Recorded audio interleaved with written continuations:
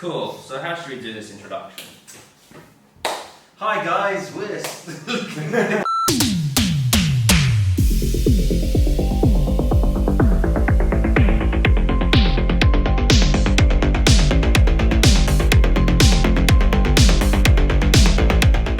Hey guys, DJ Ravine here, and I'm here with Ben Bristow, our lead DJ guy. Hello. And we're going to be showing you guys the brand new Pioneer DJ DDJ-1000SRT. So we've not had the original DDJ-1000 in this room before, so it's going to be a completely new thing to us. We're not just going to discuss the new Serato features, but we're going to go through some of the whole, just basically the features of the DDJ-1000 in general. So let's jump into it. Yeah. So, I mean, one of the cool things about this that I've noticed is the Magvel fader, which that was on the DDJ-1000, but it's a really nice buttery fader. Same as on the DJM-900 Nexus 2 mixer. All the high-end Pioneer stuff nowadays does come with a Magvel fader, but I feel like for Serato especially, you really, really want to have a Magvel fader. Most DJs that use Serato are going to be more scratch oriented. I don't know, I feel like it's big in that kind of market. It's just a nicer, sort of smoother fader. Yeah, another cool feature on here is the key sync feature. So if you've enabled pitch and time, the plugin in Serato, and you've analysed your music for their key, this button allows you to auto key match your tracks.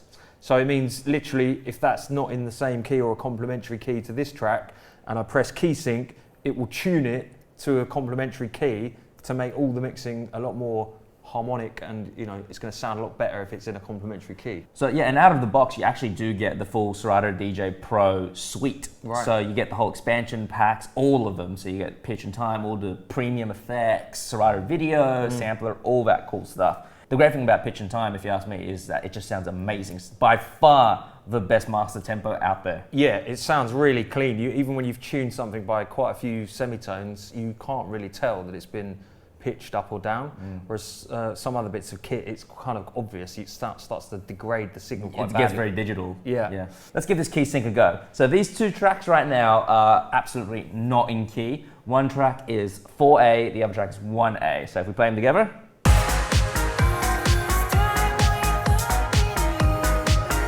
Terrible. So when I press key sync on this one, it's now showing that it's now boosted this one to 3A from 1A, and obviously 3A can mix into 4A. So if we play them together now.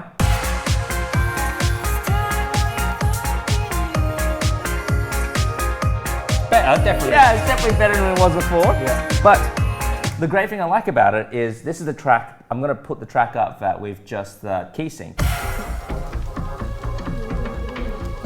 It still sounds good. You don't get that kind of distortion, because I've used other software where you can change the key and it just sounds like, you can obviously tell you've done something to it, but with the pitch and time algorithm, it sounds great. And obviously if you do press key sync and you're not happy with the result, you can go into the software and actually just change the key manually. Yeah, so I'm going to show you on the screen now, if we use these left and right buttons, you can actually see, you can actually just go through all the different keys and pick whichever one you want it to be.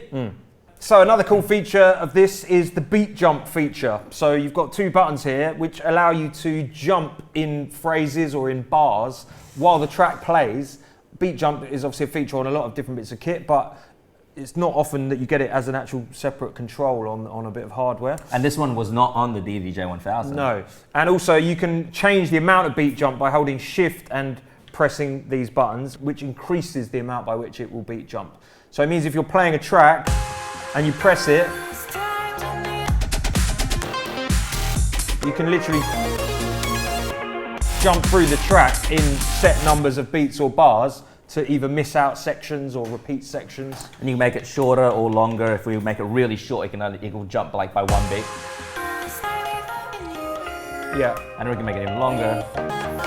One thing I really like about the DDJ-1000 is the fact that you've got actual Pioneer beat effects. Yeah. So it's not just a control section for the effects in the software. This is a standalone effects section. Yeah.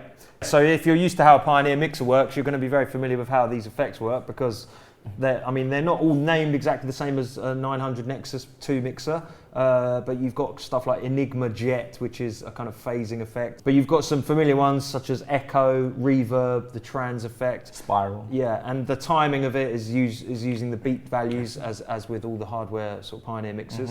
One thing that that you don't have on a 900 Nexus mixer, which this has got, and also the DDJ-1000 had or has, is these two settings here, which are the Mobius settings. So what they are is actual built-in oscillators which kind of generate a shepherd tone, which is gradually either increasing or decreasing in pitch. So you've got one of the synths going up in pitch, and then another one comes in under it to replace it, and it kind of tricks the ear to create like constant build-ups or sort of breakdown effects. So if we select master here, this is the volume of that tone when I activate it, and if I press on,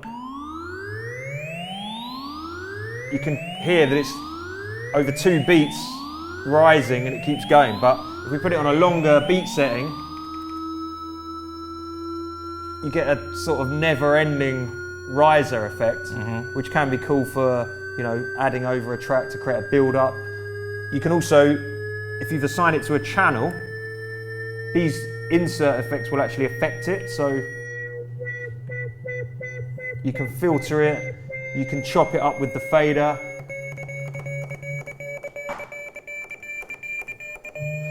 And also, if you change the beat value, you can make it a lot shorter, and then you're going to get a kind of LFO kind of sound. Yeah, like an LFO effect. So you can kind of create mad build-ups by gradually making it get shorter and shorter. Yeah, it's really cool. I love it because that's a really great effect you can use and just echo it out.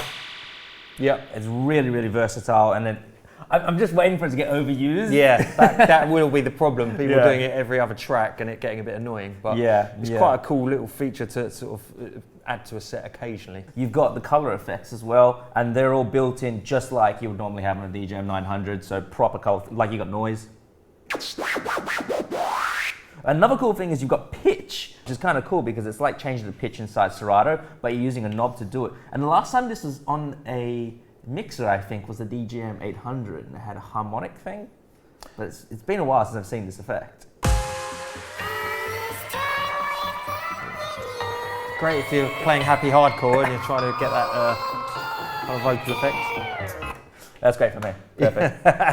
There are a few mixers with that effect, but it's not always called pitch. So I think there's a few other mixers where it's a different name thing, but you can still pitch shift a bit. Yeah, I mean, obviously, if you're trying to do it to actually tune your tracks, you're probably better off using the pitch and time plugin if you've got that. But if you haven't, then maybe that would be a way around it.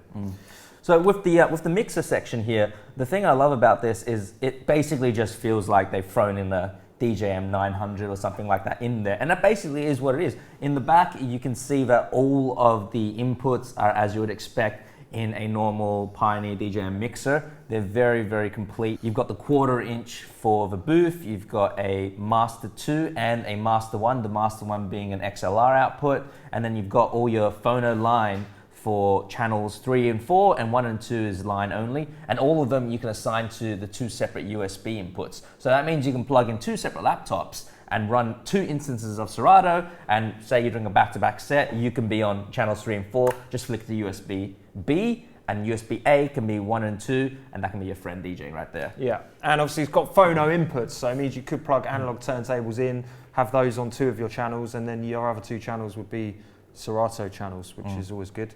Yeah, so it's a very, very complete setup. You can use this basically in a club system and it'll sound great. Let's talk about the jog wheels here, because these are, to me, one of the biggest features that came with DDJ-1000. And I'm sure if there's going to be a new Pioneer DDJ-1000 Nexus 3, this is what the jog wheel will be like on them. Obviously, you've got the graphic display on the jog wheel itself, so telling you the BPM, the percentage that you've changed the speed by, the time left, the time played for, and your pitch setting as well.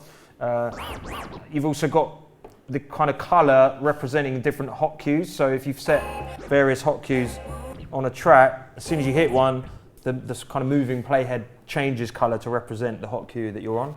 And I've noticed it's always at 12 o'clock as well. So rather than it being at different positions on, imagining that was like a clock face, sometimes when you press a hot cue, it's in a different place, whereas these are always facing 12 o'clock. Whether that's an option you can change, I don't know, but I mean, for some people doing beat juggling or something, it might be quite handy to have it always in the same position, no matter which cue point you're using. Like a virtual sticker on your vinyl. Yeah, but yeah, the jog wheels feel kind of like CDJs. Really. I'm pretty sure they're exactly the same. Yeah. You've even got the jog adjust, Yeah. which is, it seems like it's exactly the same. And you turn on the light and you get that really, really long spin back. Yeah. Another great thing about it is, personally, I'm not a big fan of the capacitive touch jog wheels. You know, the ones where like, it doesn't detect pressure. Like these ones, it just detects when your fingers are on them. I like these ones because they're like the CDJ ones, which are pressure sensitive, so they only know that you're scratching or you're touching the platter when you physically push down on them. Yeah, you've pretty much got everything. You've got the loop functionality up the top here as well, with shortcuts for kind of creating loops. Good thing as well, as you mentioned, is the fact that you can quickly select the deck, so you can make it, this is either deck 1 or deck 3. And it shows you on the display there. Because I remember before on a lot of the other Pioneer controllers, where you have that option, when you press it, you kind of didn't really know which deck you were on. No. You kind of had to look at your screen. But the great thing about this now is that you can actually just see on the mini display in the middle of the jog wheel. And also you can see it's got, it shows you when you turn slip mode as well, with a slip indicator there, and also when vinyl mode is on and off.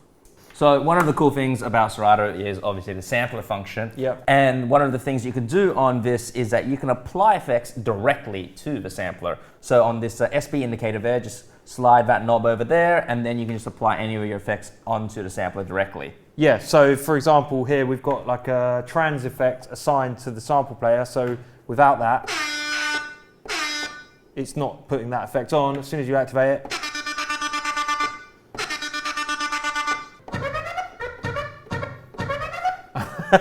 so that's quite handy. You know, you might want to put a bit of echo or reverb on some vocal samples you want to trigger. I mean, it's obviously cool just to have the shortcuts for the sampler on the device rather than having to use the keyboard shortcuts. You know, you can never have too many sirens in a DJ set. Of course. So you've got them on the effects here, and you've got them here. You can't go wrong. And you can control the volume on this little sampler knob right here. Yeah. So what do you think about this device right now? Yeah, I like it. It feels like a set of CDJs and a 900 Nexus 2 mixer, really. You know, the fader's obviously the same. You've got the kind of standard features that you've got on a lot of other controllers, but the fact that it's got the kind of display on the actual platters is good. I think if you're a Serato DJ and you use CDJs and stuff like that normally in the club and you want something to use at home, this would be a great place to start. You could have this at home and basically transfer all of this into a club with a Nexus setup. So it's just literally USB into the laptop, which makes it a lot easier. Yeah, and the great thing about this is, as I said earlier, you do get the whole Serato DJ Pro suite, expansion packs and all of that. That's all included in the price. Yeah, that's a good amount of money for all that kit. Yeah.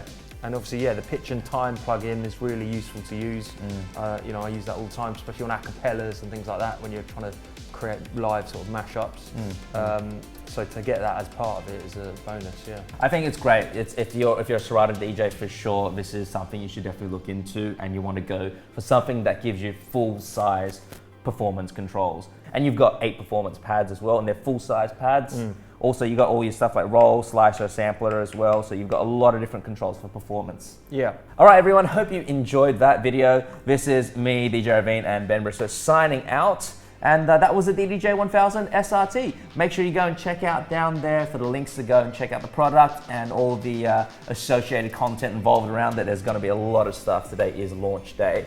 So go and check that out. And of course, make sure you check out pointblankmusicschool.com. Yeah, obviously you can learn about this kind of device on our DJ courses. So the Essential DJ Skills module, Creative DJ Skills as well. We cover a lot of stuff like sampling and acapella mixing and using a lot of the features that we've talked about here. And you'll be in this amazing room here. This is the Pioneer DJ room, the Studio 4 here at Orsman Road, and we have a lot of different controllers. And we're going to be adding this one to the group of them, so you guys can go and use this one firsthand. Yeah. Anyways, make sure you check out pointblankmusicschool.com for more details and all of that, and we'll see you guys next time.